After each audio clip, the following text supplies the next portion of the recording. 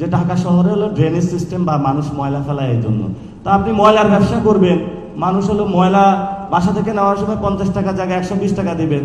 একজন ময়লা ব্যবসায়ী ঢাকা শহরে হলো তাকে প্রশাসক বানাইছে, ছিল বিএনপির জন্য লজ্জা।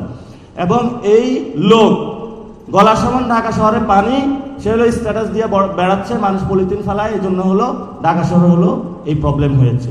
তো আমরা আসলে কোথায় কথা বলবো আর কোথায় বলবো না, আমাদের সমগ্র সেক্টর সর্বাঙ্গে ব্যথা ওষুধ দিব কোথা। এখন বিএনপির হলো সর্বাঙ্গে পচা জিনিস, এই পচা জিনিস নিয়ে আমাদের আসলে আলোচনার সুযোগ নাই। আমাদের এখন মাহমুদ ভাই আপনি আজকে কথা বলবেন, আমাদের নতুন করে ঘুরে দাঁড়াইতে হবে, এবং নতুন করে আমরা কিভাবে ঘুরে দাঁড়াবো সেই ইনস্ট্রাকশনও প্রয়োজন আমাদের, এবং সামগ্রিকভাবে আমরা পিছনে কি হয়েছে সেগুলো মনে করতে চাই না।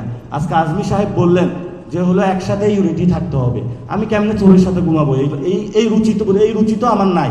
আমি কেমনে একটা চাঁদাবাজের সাথে বসবো, এই রুচিবোধ তো আমার নাই। আমি কেমনে একটা টেন্ডারবাজের সাথে বসবো, এই রুচিবোধ তো আমার নাই। কারণ এই রুচিতে আমি শিক্ষিত হইনি, ফলত আমাদের স্ট্যান্ডার্ড মানে যে ইউনিটি সেটা হলো ভাই আপনি ভালো লোক হইতে হবে। আপনি হলো আমি মজলুমের সাথে আমার ঐক্য, আমার জালেমের সাথে ঐক্য হবে না। যে 17 বছর ধরে হলো জালেম ছিল, যে 17 বছর মজলুম ছিল, সে যদি এখন জালেম হয়ে যায় তাহলে আমি মজলুমের পক্ষে থাকবো, আমি জালেমের সাথে বসবো না।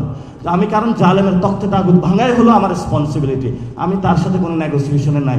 ওটা যদি হইতাম তাহলে আজকে জুনায়েদ সাকি হয়ে যেতাম, আর জুতা টানার লোক সৃষ্টি হয়েছে রাশেদ খান, ওরা হয়ে যেতাম, আমার বন্ধু নূর তাহলে সে হয়ে যেতাম।